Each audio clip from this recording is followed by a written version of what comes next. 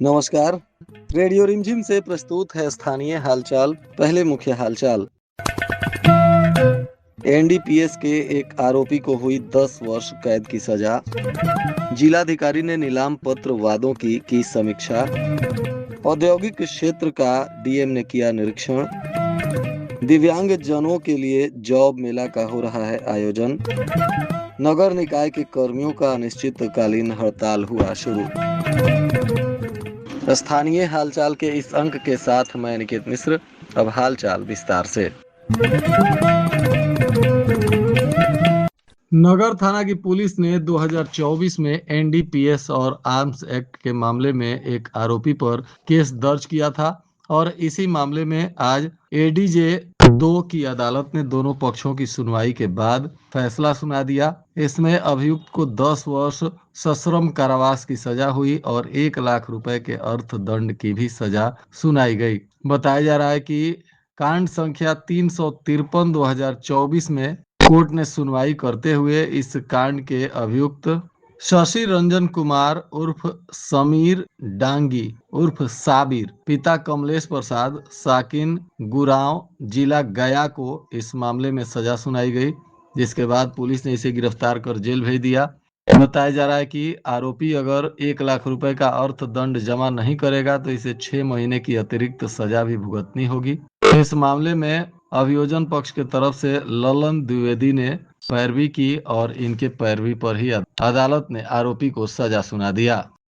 जिलाधिकारी समीर सौरभ की अध्यक्षता में समाहरणालय के सभा कक्ष में नीलाम पत्र वादों की समीक्षा की गई। बैठक में विभिन्न विभागों में लंबित नीलाम पत्र वादों के प्रगति पर विस्तार से समीक्षा की गई तथा संबंधित अधिकारियों को लंबित मामलों का शीघ्र निष्पादन सुनिश्चित करने का निर्देश दिया गया। बैठक के दौरान जिलाधिकारी ने विभागवार वादों की स्थिति की जानकारी लेते हुए कहा कि राजस्व वसूली से जुड़े मामलों में किसी भी प्रकार की लापरवाही स्वीकार नहीं होगी। उन्होंने सभी नीलाम पत्र पदाधिकारियों एवं संबंधित विभागों को निर्देश दिया कि लंबित वादों का समयबद्ध निष्पादन करें तथा नियमित रूप से कार्रवाई के प्रगति की भी समीक्षा करें। बैठक में यह भी निर्देश दिया गया कि नीलाम पत्र वादों के निष्पादन में आने वाली समस्याओं का त्वरित समाधान किया जाए तथा विभागों के बीच बेहतर समन्वय स्थापित कर कार्यों को गति दी जाए।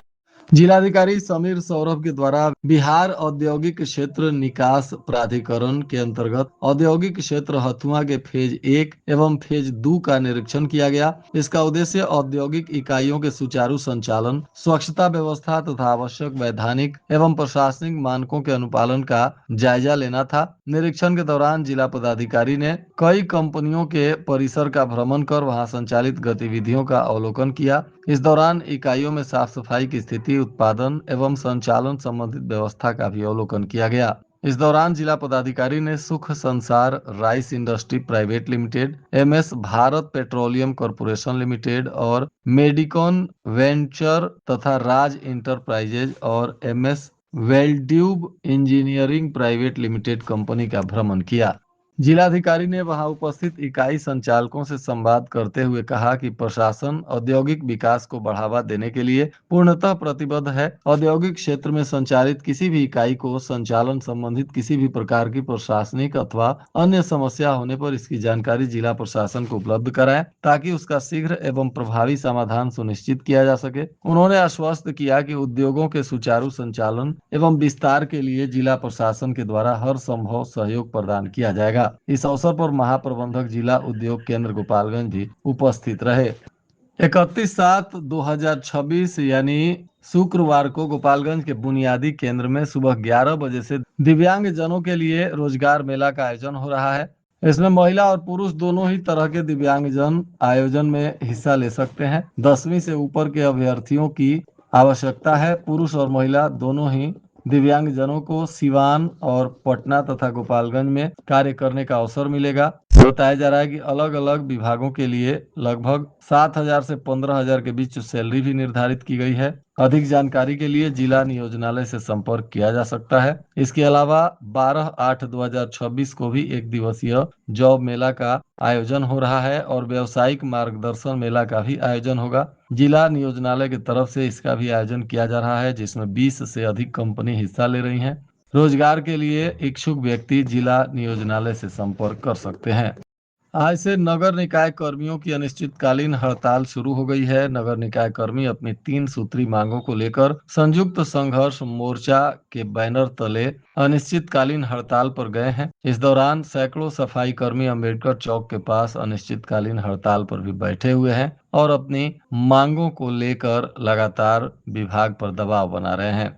गोपालगंज के सांसद डॉक्टर आलोक कुमार सुमन ने समग्र रेल विकास और यात्री सुविधाओं के विस्तार को लेकर रेल मंत्री अश्विनी वैष्णव से पत्राचार किया है। साथ ही विस्तृत पत्र प्रेषित कर आवश्यक कार्रवाई का अनुरोध किया है। उन्होंने अपने संसदीय क्षेत्र के रेलवे द्वारा निर्मित विभिन्न अंडर पासों में वर्षा ऋतु के दौरान होने वाली गंभीर जल जमाव का मुद्दा उठाते हुए कहा कि जल भराव के कारण आम नागरिकों, विद्यार्थियों, किसानों तथा व्यवसायियों को आवागमन में अत्यधिक कठिनाई का सामना करना पड़ रहा है। उन्होंने रेलवे अंडरपास को व्यवस्थित और तकनीकी रूप से उन्नत बनाने के लिए निवेदन किया है, साथ ही कुछ सुझाव भी दिया है। इसके अलावा उन्होंने थावे से लोकमान्य तिलक टर्मिनल के लिए प्रतिदिन सुपर फास्ट ट्रेन चलाने, बेंगलुरु और चेन्नई के लिए भी सीधी रेल सेवा शुरू करने, थावे से पटना इंटरसिटी एक्सप्रेस का संचालन प्रारंभ करने तथा हावड़ा और पुरी के लिए भी सीधी रेल सेवा उपलब्ध कराने की मांग की है।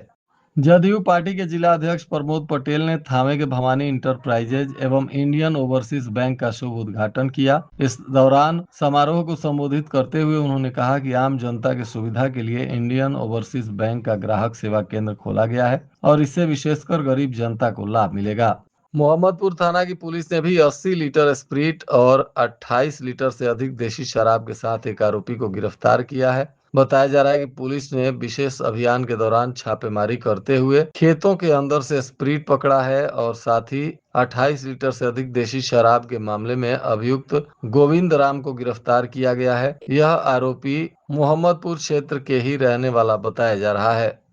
माधोपुर थाना की पुलिस ने 90 लीटर देशी चुलाई शराब के साथ एक मोटरसाइकिल को जब्त किया है। बताया जा रहा है कि विशेष अभियान के अंतर्गत पुलिस ने मोहम्मदपुर थाना के टोला छोटी नहर पुल के पास छापेमारी की और इसी दौरान मोटरसाइकिल से 90 लीटर देशी चुलाई शराब मिली। हालांकि गाड़ी चालक पुलिस को देखते ही वाहन छोड़कर फरार हो गया। पुलिस ने शराब और गाड़ी को जब्त किया है और वाहन चालक की तलाश कर रही है। इधर कुचायकोट थाना की पुलिस ने हत्या के प्रयास के मामले में फरार चल रहे प्राथमिकी अभियुक्त को गिरफ्तार कर लिया। गुप्त सूचना के आधार पर आरोपी विनोद शाह को पुलिस ने गिरफ्तार किया। यह हरदो मठिया थाना कुचायकोट के चनन शाह का पुत्र बताया जा रहा है। इस आरोपी पर पहले से केस दर्ज था और पुलिस इसे ढूंढ रही थी। अब इसे गिरफ्तार कर न्यायिक हिरासत में भेज दिया गया।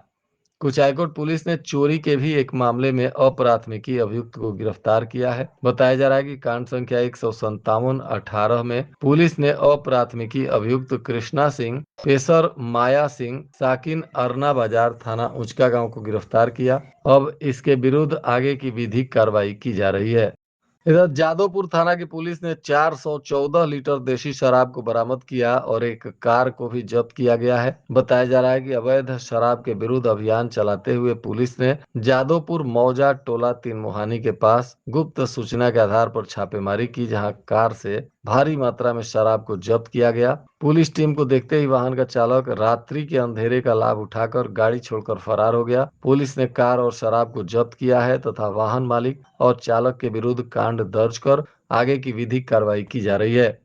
नगर थाना की पुलिस ने हत्या के प्रयास में फरार चल रहे 4 प्राथमिकी अभियुक्तों को भी गिरफ्तार किया है। बताया जा रहा है कि पकड़े गए आरोपियों में राज कुरैशी पिता मुराद कुरैशी, साबिर अली पिता जाहिद अली एवं नगर थाना कांड संख्या 338-26 में भी 2 आरोपियों की गिरफ्तारी हुई। एक विकास कुमार पिता स्वर्गीय ललन शाह, ये तीनों मठिया थाना नगर के रहने वाले हैं, और प्रशांत कुमार पिता स्वर्गीय विद्या शाह, यह टोला प्रतापपुर थाना माझागढ़ का निवासी है। चारों को पुलिस ने गिरफ्तार करने के बाद आज न्यायिक हिरासत में भेज दिया। पेपर लीक पर सख्ती समय की मांग है और ईमानदार युवाओं के भविष्य से कोई समझौता नहीं होना चाहिए। यह बातें आज गोपालगंज के सांसद डॉक्टर आलोक कुमार सुमन ने कही। उन्होंने पब्लिक एग्जामिनेशन संशोधन विधेयक 2026 का समर्थन करते हुए कहा कि यह विधेयक केवल परीक्षा व्यवस्था को पारदर्शी एवं निष्पक्ष बनाने का प्रयास नहीं है, बल्कि देश के करोड़ों मेहनती और ईमानदार युवाओं के भविष्य की रक्षा करने वाला भी एक महत्वपूर्ण कदम है। सदन में उन्होंने अपने संबोधन के दौरान केवल परीक्षा प्रणाली की चर्चा करने के लिए नहीं, बल्कि उन करोड़ों युवाओं की आवाज उठाने के लिए भी खड़े हुए जो वर्षों तक कठिन परिश्रम करते हैं और अपने परिवार की आर्थिक परिस्थितियों से जूझते हुए संघर्ष करते हैं। और आज के मौसम का तापमान गोपालगंज में न्यूनतम 26 डिग्री सेल्सियस और अधिकतम 36 डिग्री सेल्सियस रहने की संभावना है। अंत में मुख्य हालचाल एक बार फिर। एनडीपीएस के एक आरोपी को हुई 10 वर्ष कैद की सजा। जिलाधिकारी ने नीलाम पत्र वादों की समीक्षा। औद्योगिक क्षेत्र का डीएम ने किया निरीक्षण। दिव्यांग जनों के लिए जॉब मेला का हो रहा है आयोजन। नगर निकाय के कर्मियों का अनिश्चितकालीन हड़ताल हुआ शुरू। इसके साथ ही रेडियो रिमझिम से प्रसारित स्थानीय हालचाल का यह अंक समाप्त हुआ। नमस्कार।